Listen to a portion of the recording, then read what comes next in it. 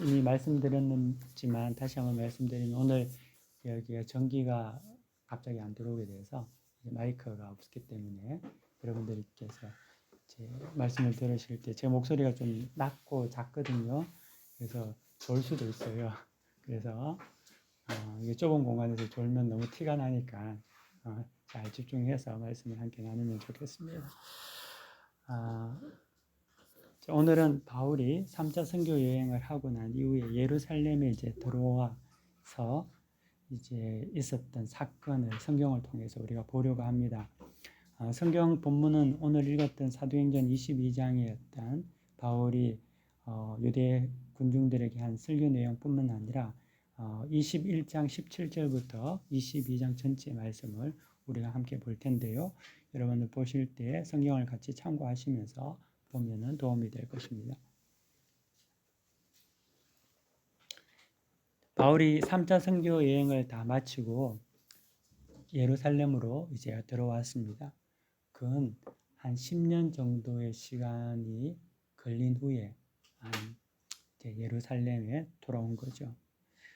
바울은 예루살렘에 들어가게 되면은 유대인의 핍박과 박해가 있을 거라는 것을 이미 알고 있었습니다. 들어오기 전에 선지자들이나 또 그들의 동료들을 통하여서 어려움이 있을 거라는 것을 알 수 있었고, 하지만 그럼에도 바울은 예루살렘에 이제 가게 됩니다.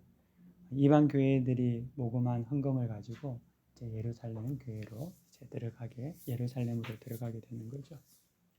우리가 이런 모습을 보면서 신앙이라는 것은 믿음은 어려움을 뚫고 가는 거다라는 것을 한번 우리가 바울을 통해서 볼 수 있는 거죠.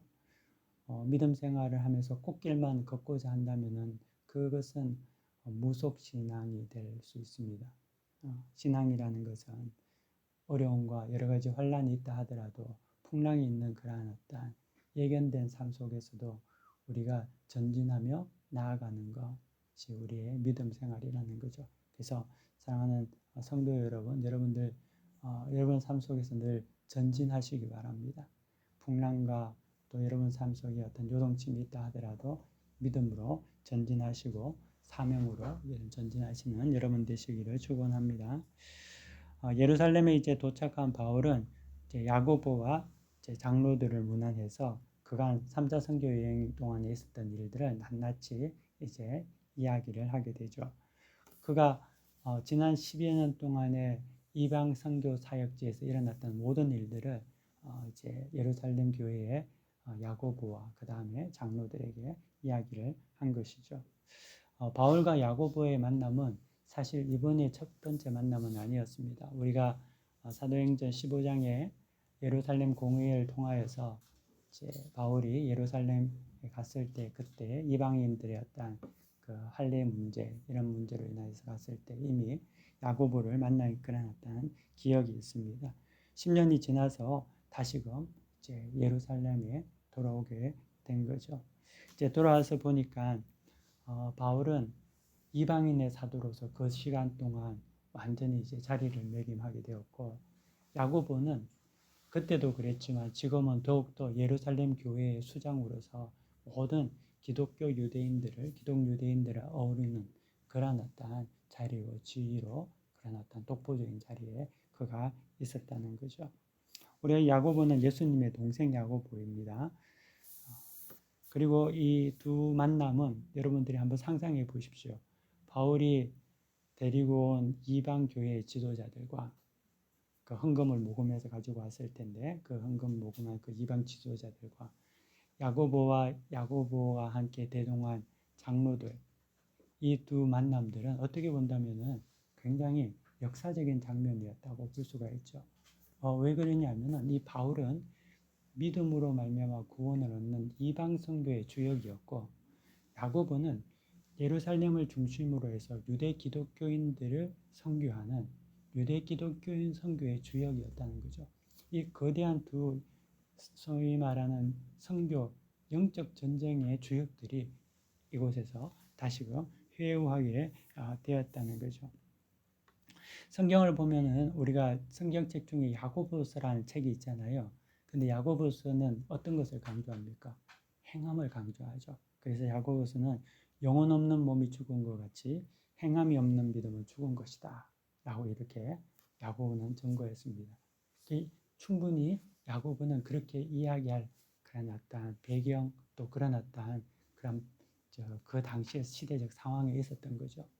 그는 유대인들을 상대해서 선교하는 그런 예수의 복음을 가르치는 그런 사람이었습니다. 유대인들은 그런 어떤 전통이라든지 율법에 대해서 굉장히 중요했고 또 예루살렘의 수장으로서의 야고보는 그러한 자들을 다 아우러 품고 예수님을 증거해야 하기 때문에 그들에게 행함이라는 것은 굉장히 중요한 율법이라는 것들은 굉장히 중요했다는 거죠. 그래서 이제 야고보는 야고보서를 통해서 우리가 보면은 되게 행함의 중요성이 굉장히 많이 나타나죠. 근데 이제 우리가 로마서나 갈라디아서 같은 경우 볼 때는 바울은 그렇게 이야기하지 않거든요. 바울 같은 경우는 믿음으로 말미암아 구원을 받는다라고 합니다. 그래서 사람이 의롭게 되는 것은 율법의 행위로 말미암은 것이 아니라 예수 그리스도의 믿음으로 말미암아 된다라고 천명을 하고 있는 거죠. 이 두 어떻게 보면은 야고보는 행함 그리고 바울은 믿음이라는 거대한 두 진영이 다시 만나고 그리고 이 만남 안에서 오늘 우리가 성경은 본문은 아니었는데요. 21장 20절에 보면은 이렇게 증거하고 있습니다. 그들이 듣고 하나님께 영광을 돌리고 라고 이렇게 간단하게 적혀 있는데 이 그 본문의 말씀 속에는 굉장한 의미가 있다고 생각이 듭니다. 물론 이것은 제가 이제 성경을 통해서 묵상하면서 느끼고 깨달은 바지만 하나님께 영광을 돌렸다는 것은 이 둘 사이에 어떤 불협화음이 없었다는 거죠. 믿음으로 말미암아 이방인들이 예수를 믿고 구원을 받는 그 믿음의 도와 행함을 통하여서 하나님 앞에서 도덕률과 윤리를 통하여서 그들이 복음의 도를 찾아가는 그러한 어떤 모든 것들이 서로 상충되지 않았다는 거죠. 그래서 야고보나 바울은 둘이가 만났을 때 같이 이야기를 나누고 그들의 사역을 보고를 듣고 또 예루살렘 교회의 어떤 상황들을 다 봤을 때 둘이는 예수 안에서 전혀 문제가 없는 하나였다는 겁니다. 믿음과 행함이 전혀 부딪힘이 없었다는 거죠. 우리가 교리적으로 예수 그리스도를 믿음으로 구원을 받는다는 것하고 윤리적으로 그리스도인들이 도덕법을 지키고 윤리적으로 살아야 된다는 것은 절대 어긋나는 것이 아니라는 거죠. 이것은 주 안에서 하나라는 것을 우리 오늘 성경 본문을 통해서 우리가 볼 수 있는 거죠. 많은 사람들이 입으로는 예수를 주라 고백하지만 행위로 주를 배역하고 배반하는 사람들이 너무나 많이 있습니다. 여러분은 어떻습니까? 여러분들은 정말 주님을 사랑한다 하면서 행위로는 하나님을 배신하지 않는지, 아니면 또는 굉장히 여러분들은 도덕률이나 윤리적으로 깨끗하고 정말 선하게 살아가려고 하는데 여러분 마음속에 예수에 대한 믿음이 없지는 않는지, 그분께서 우리에게 행하신 놀라운 그 십자가의 믿음을 여러분들이 잊고 살지는 않는지, 이 두 가지가 함께 온전히 이루어질 때 하나님께 영광을 돌렸다고 하는 거죠. 이 두 만남은 너무나 귀한 만남이었지만 예루살렘에 들어온 바울은 위기에 처하게 됩니다. 성경에 보면은 예루살렘에서는 바울이 율법을 폐지하고 할례를 금하고 관습을 지키지 못하게 한다는 그러한 사람이라고 소문이 아주 자자하게 퍼져져 있었습니다. 야고보와 이 예루살렘 교회 장로들은 이것을 이미 알고 있었기 때문에 이 바울에 대한 그 잘못된 오해와 그랬던 어떤 선입견들을 그들은 잘 무마시키기를 원했다는 거죠.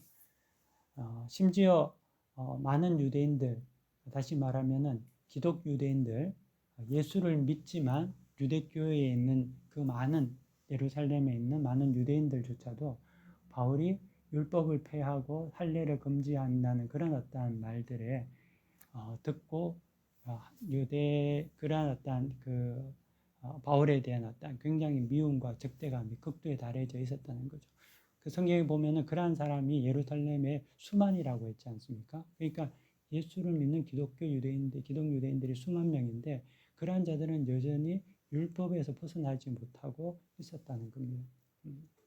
그래서 그러한 사람들이 유대인들뿐만 아니라 바울에 대한 적대감을 가지고 있었고 문제성을 내포하고 있었기 때문에 이 문제를 어떻게 해결해야 됐다고 보여주죠. 그래서 이 오해를 불식시키는 어떤 방법을 찾게 되는데 성경에 보면은 이제 그러면 어찌할 거라고 22절에 21장에 이렇게 이야기합니다. 이 말은 어떻게 보면은 어떻게 하면 이 문제를 오해를 불식시킬 수 있는 방법을 좀 찾아야 되겠는데라는 그 예루살렘 교회의 다급함이 묻어져 나와 있는 표현인 거죠. 바울을 보호해주고 싶은데 이걸 어떻게 해결해야 될까라는 그런 어떤 형제애로서의 다급함이 그 안에 포함되어 있는 그런 어떤 의미라고 볼 수 있습니다. 그래서 하나의 어떤 방법을 찾은 것이 그 당시에 나시린으로서 서원을 하고 난 이후에 결례를 치러야 되는 사람 중 4명이 아직까지 결례를 치르지 못하고 있었던 사람이 있었던 것 같습니다. 그래서 바울이 그들의 결례의 비용을 대신 내고 또 바울 자신도 결례를 함으로써 유대교회에서 말하는 그 율법이라든지 또 그러한 어떤 규례를 범하지 않고 반하지 않는다는 것을 표현하며 보여주기를 소위 말하는 그 좀 이렇게 나타내기를 원했다는 겁니다. 바울은 이미 예루살렘을 오래 떠나 있었기 때문에 이방을 돌아다녔기 때문에 유대인들이 보기에는 반드시 바울은 어디에서 이방에서 있었기 때문에 정결케 하는 의식이 분명히 필요한 사람이었을 거라고 느꼈을 거죠. 유대인들은 그런 어떤 의식이 굉장히 강했잖아요. 바깥에 들어오면 손을 씻고 이런 어떤 것들이 굉장히 중요했기 때문에 심지어 10년까지는 안 되겠지만 한 8년, 7년 정도의 기간 동안 예루살렘을 떠나서 들어온 이방에 있던 바울이 그런 어떤 정결법에서는 위반이 했을 거다. 그래서 결례를 치러야 될 거다. 그래서 그런 것들을 제안하고 또 나실린으로서 소원한 4명을 이제 하면 좋겠다라고 이제 이야기를 하죠. 이 결례도 우리가 이제 생각하면은 간단한 것 같이 생각할 수 있지만 결례 또한 이제 한 사람이 이제 결례를 하기 위해서는 정결 예식을 하기 위해서는 꽤 많은 비용이 들어갔다고 합니다.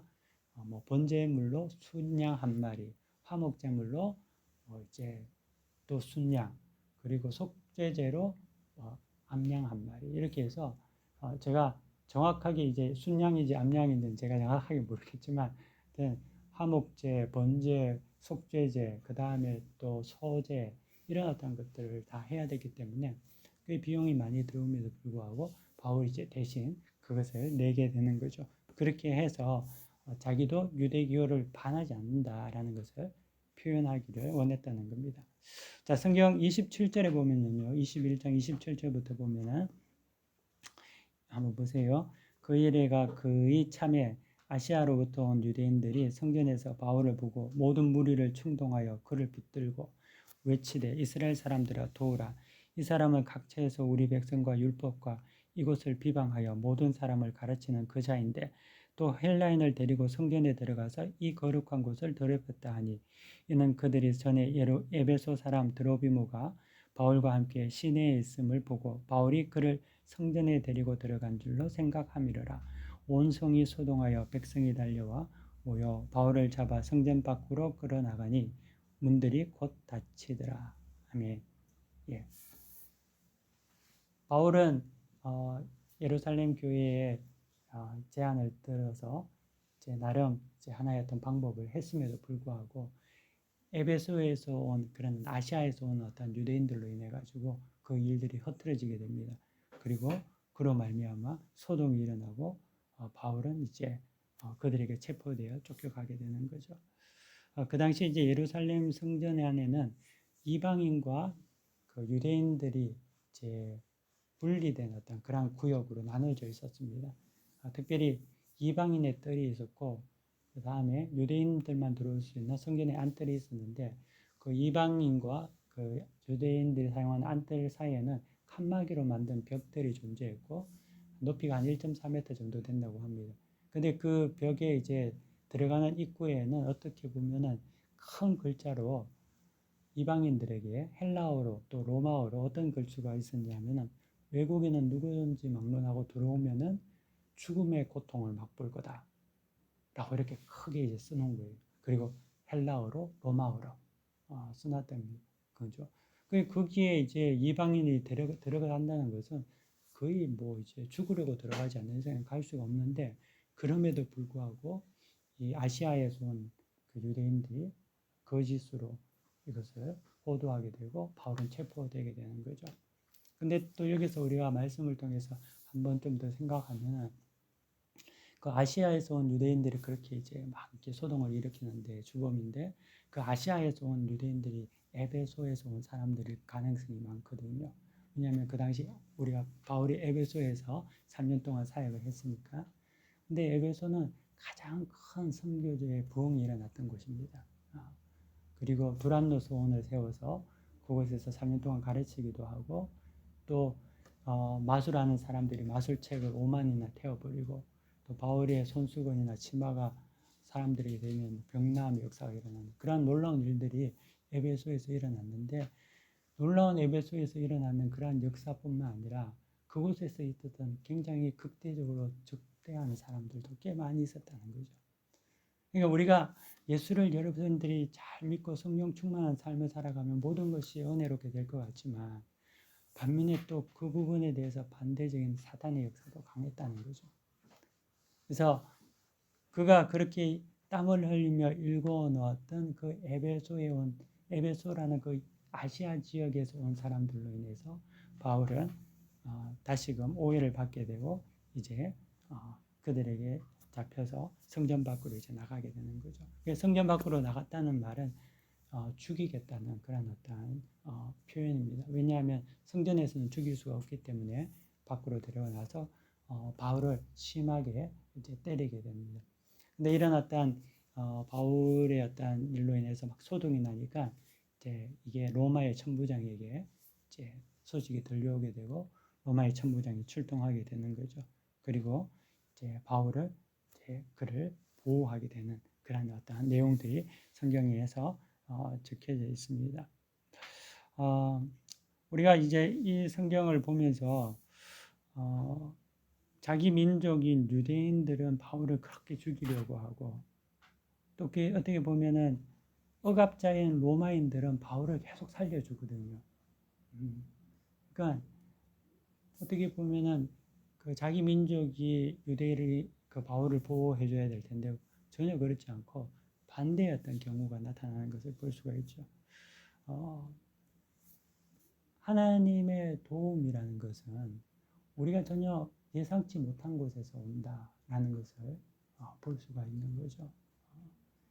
우리가 기대했던 곳에서 하나님의 도움이 오는 것이 아니라 억압자이고 통치자였던 로마인들을 인하여서 바울이 이제 생명을 구하는 것 같이, 또 그를 통하여서 로마까지 복음이 전파되는 것 같이, 하나님은 우리가 알지 못하는 방법으로 우리를 보호해 주신다는 겁니다. 그래서 여러분들 또한 하나님의 보호하심과 인도하심을 여러분들이 늘 기대하시고, 그 방법이 까마귀일지 만나일지 어떻게 알겠습니까? 하지만 중요한 것은 하나님이 우리를 보호하신다는 것을 여러분들이 늘 기억하시기를 바랍니다. 하나님은 우리가 전혀 예상치 못한 방법으로 보호하십니다. 기대하고 의지했던 대상이 아니라 다른 곳에서 하나님 여러분들을 도우시고 지키신다는 거죠. 물 셀 틈 없이 여러분들을 보호하신다는 겁니다. 이 믿음으로 여러분들이 담대하게 사셔야 됩니다. 그리고 난 이후에 이제 바울이 이제 잡혀서 이제 로마 천부장에게 이제 요청을 하게 되는 거죠.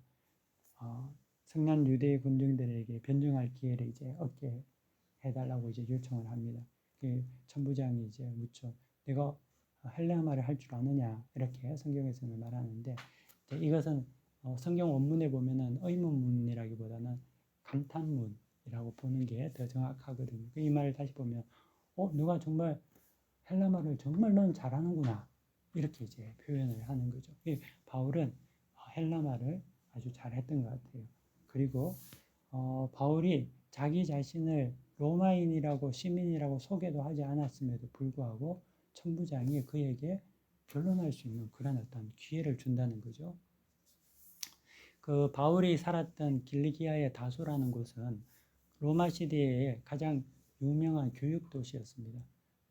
그런데 그 당시도 그런 어떤 것들이 지금도 마찬가지로 있겠지만, 우리도 그런 게 있잖아요. 이 사람 서울대에서 왔어. 그러면 좀 보는 게 달라지겠죠.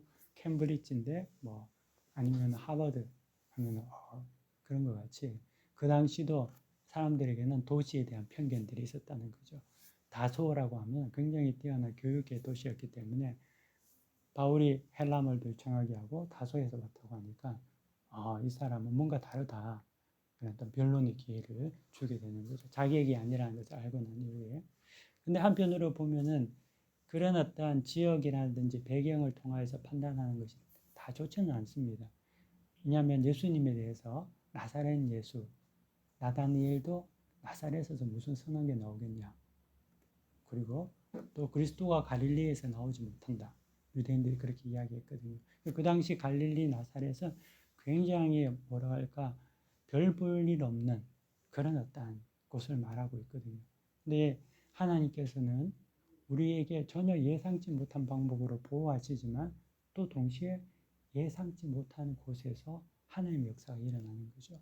그걸 좀 더 바꿔서 우리에게 적용하면은 예상치 못한 사람을 통하여서 예상치 못한 교회를 통해서 하나님 역사하신다는 거죠. 여러분 이 말씀을 믿으시면은 아멘.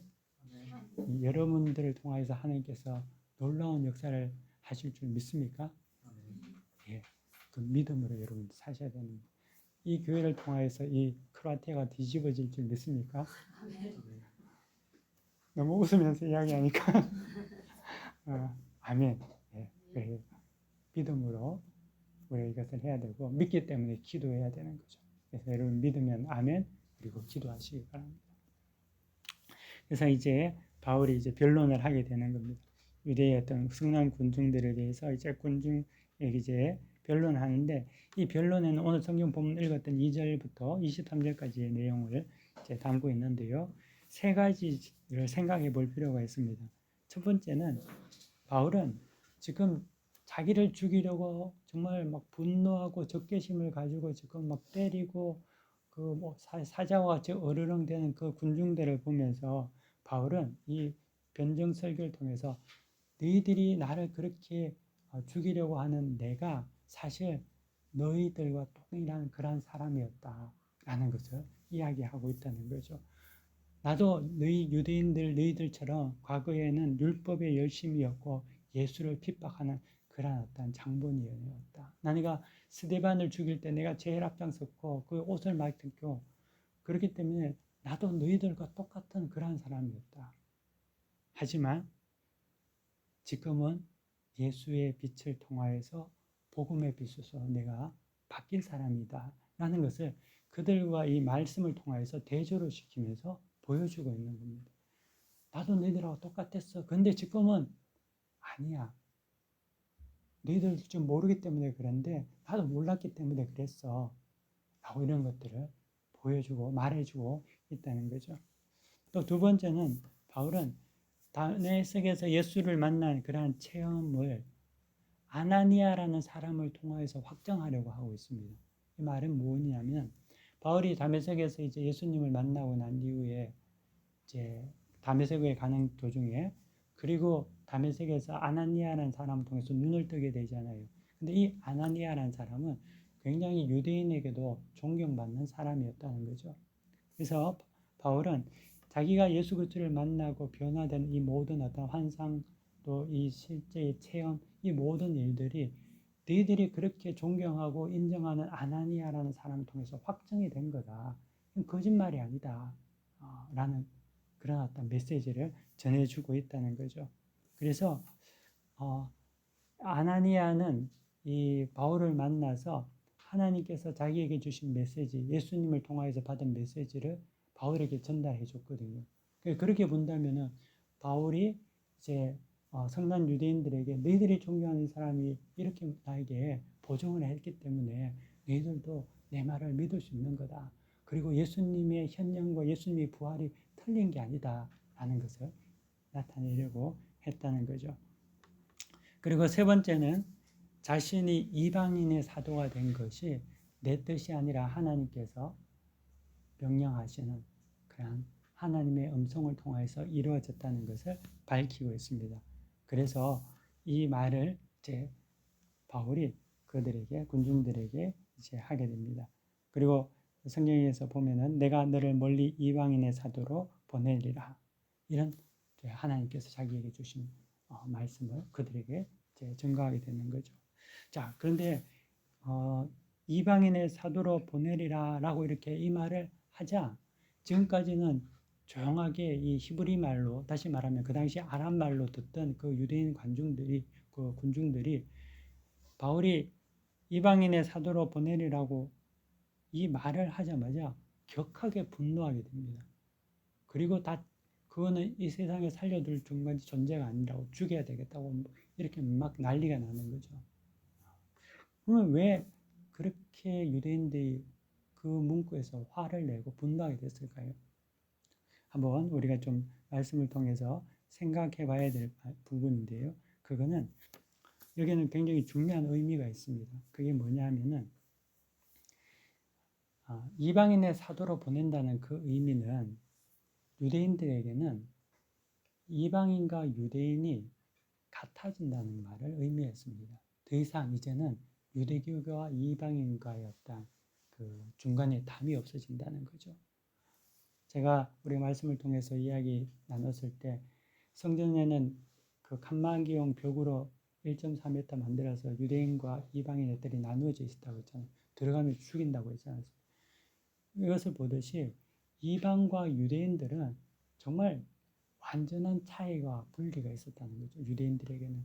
그리고 유대인들은 이방인들이 어떻게 보면 개나 아니면 지옥의 땔감 정도로 생각했지 하나님의 선민 자기들하고는 정말 다른 별종이라고 생각했 그런 어떤 자들이었다는 거죠. 그런데 바울이 이방인의 사도로 보낸다는 말은 이 벽이 없어진다는 거예요.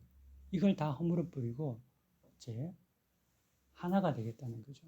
근데 유대인들은 어떤 생각을 하고 있느냐면 이방인이 유대교로 개종을 하는 것은 괜찮습니다.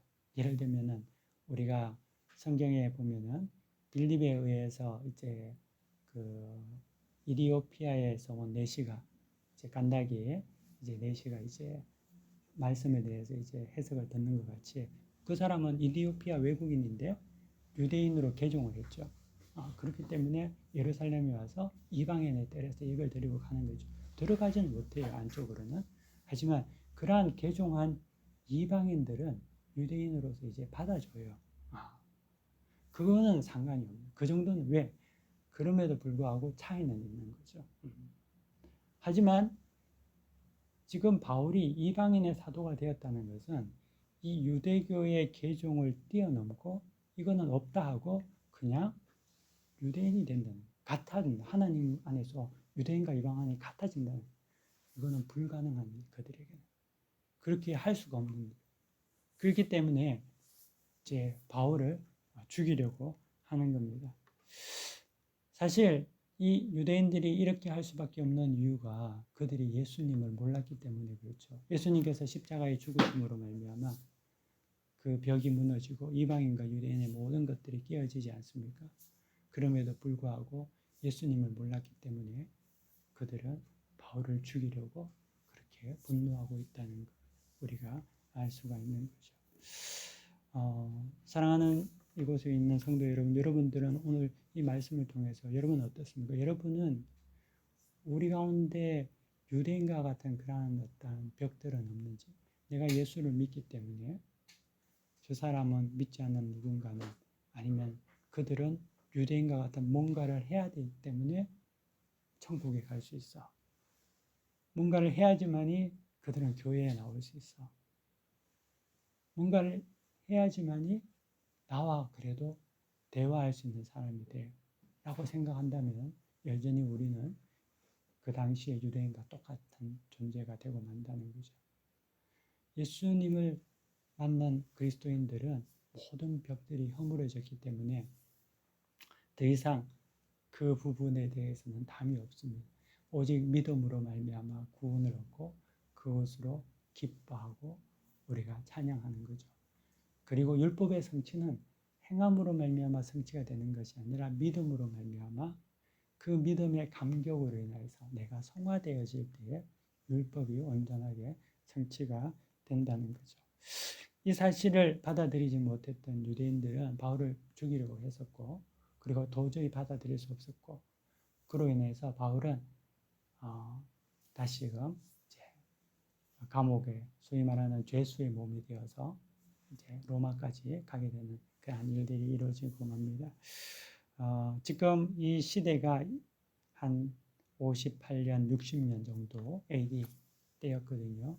근데 그때로부터 10년 정도 지나면 AD 70년에 이제 예루살렘은 로마의 디투스 장관에 의해서 완전히 이제 멸망당합니다.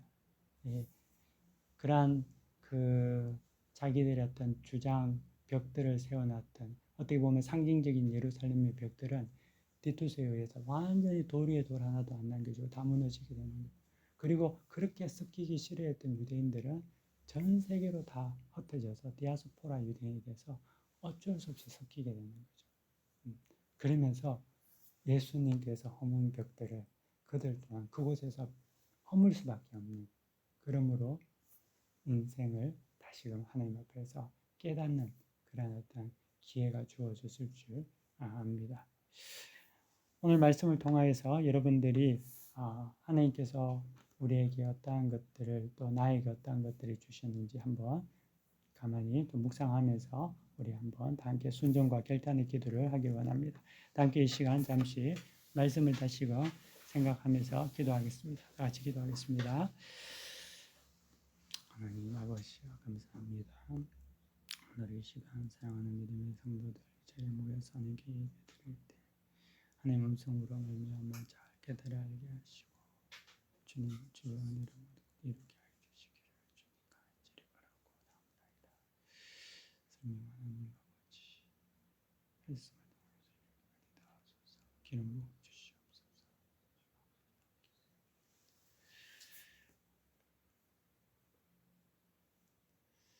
거룩하신 하나님 아버지 감사합니다.